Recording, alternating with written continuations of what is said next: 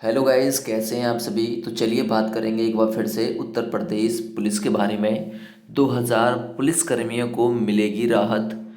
लखनऊ से दोस्तों ये अपडेट है।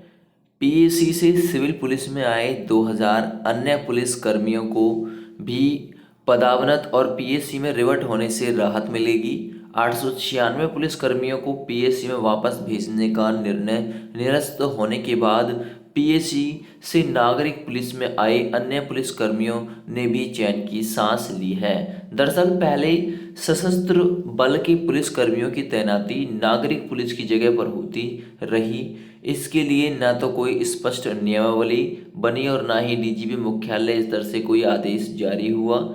पिछले दिनों जब बड़े पैमाने पर प्रमोशन की बात सामने आई तो स्थापना बोर्ड ने इससे संबंधित दस्तावेजों को खंगालना शुरू कर दिया। मामला हाईकोर्ट पहुंचा तो आनन फानन में 896 पुलिस कर्मियों को वापस पीएससी में भेजने का फरमान सुना दिया गया। तो 2000 पुलिस कर्मियों को बिल्कुल राहत की सांस मिली है दोस्तों।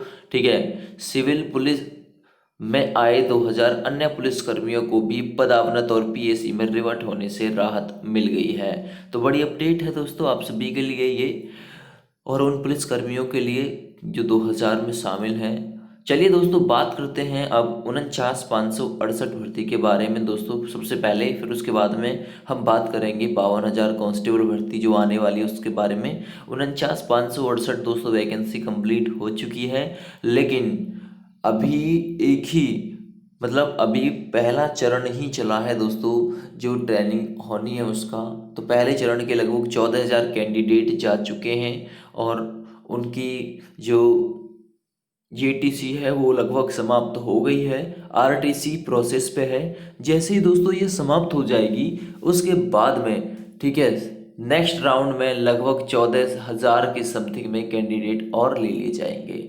ये जो इसकी 49,568 की ट्रेनिंग है दोस्तों ये 4 चरणों में कंप्लीट कराई जाएगी। ठीक है, तो ये वैकेंसी तो बिल्कुल ख़त्म हो चुकी है। अब बात है कि अगली वैकेंसी कब आएगी। 52,000 कांस्टेबल वैकेंसी कब आएगी, कब आएगी, कब आएगी।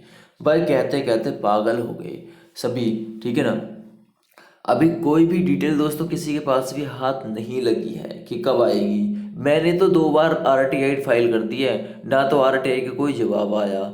ठीक है, और ना ही ये बताया गया है कि कभी वैकेंसी आएगी। अब कभी फ़ोन वोन भी कर लेते हैं ना इनके पास, भर्ती बोर्ड के पास में, तो क्या जवाब आता है कि भर्ती बोर्ड की वेबसाइट चेक करते रहिए, जो वैकेंसी आएगी वहीं पर आ जाएगी। ठीक है ना।